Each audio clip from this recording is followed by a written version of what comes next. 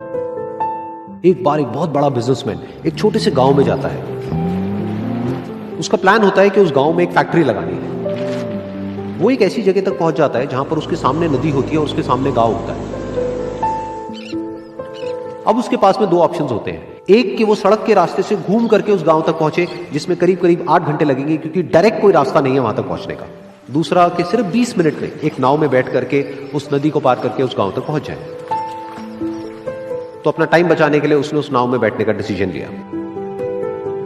वो नाव बहुत ही छोटी सी थी, जिसमें एक तरफ एक आदमी बैठा था जो कि नाव चला रहा था और दूसरी तरफ ये बिजनेसमैन बैठा हुआ था। तो नाव में बैठने की थोड़ी देर बाद उस बिजनेसमैन ने उस नाव वाले से पूछा, तुझे पता है तेरी नाव में कौन बैठा है? तो नाव वाले ने बड़े ही भोलेपन से कहा हाथ जोड़ करके, नहीं साहब मुझे नहीं पता आप कौन है। तो बिजनेसमैन बोला, अरे तू अखबार नहीं पढ़ता है क्या?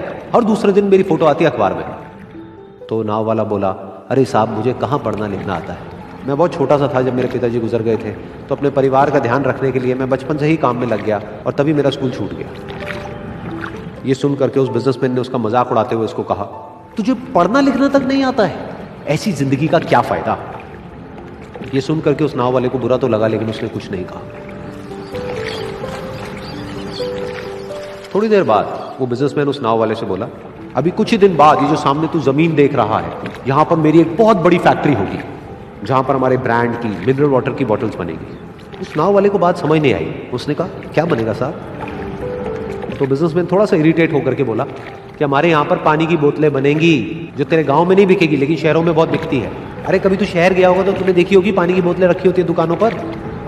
फिर वो नाव वाला बोला, अरे साहब मुझे कैसे पता होगा, मैं तो कभी इस गांव से बाहर गया ही नहीं।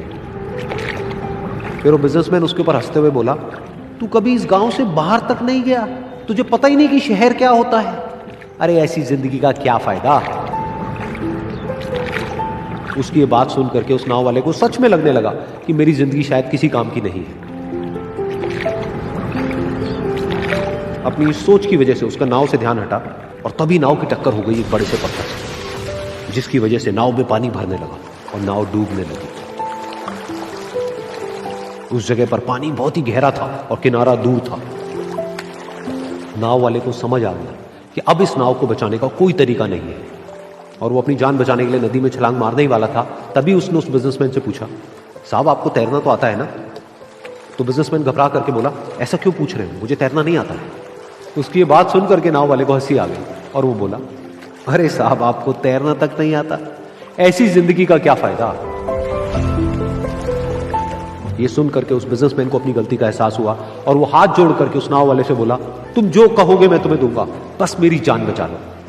तो उस नाव वाले ने बोला, अरे साहब आप घबराओ नहीं, मुझे सिर्फ तैरना नहीं आता है, मुझे डूबते हुए लोगों को बचाना भी आता है। आप मुझे कस के पकड़ लो, मैं आपको कुछ नहीं होने दूंगा। और फिर उस नाव वाले ने ना सिर्फ अपनी बल्कि उस बिजनेसमैन की भी जान बचाई। तो इस कहानी से हम एक बहुत बड़ी सीख ले सकते हैं कि हमें जिंदगी में कभी भी किसी का भी मजाक नहीं उड़ाना चाहिए या उसको अपने से कम नहीं समझना चाहिए, क्योंकि हमें नहीं पता कि हमें कब, कहां, कैसे, किसकी जरूरत पड़ जाए।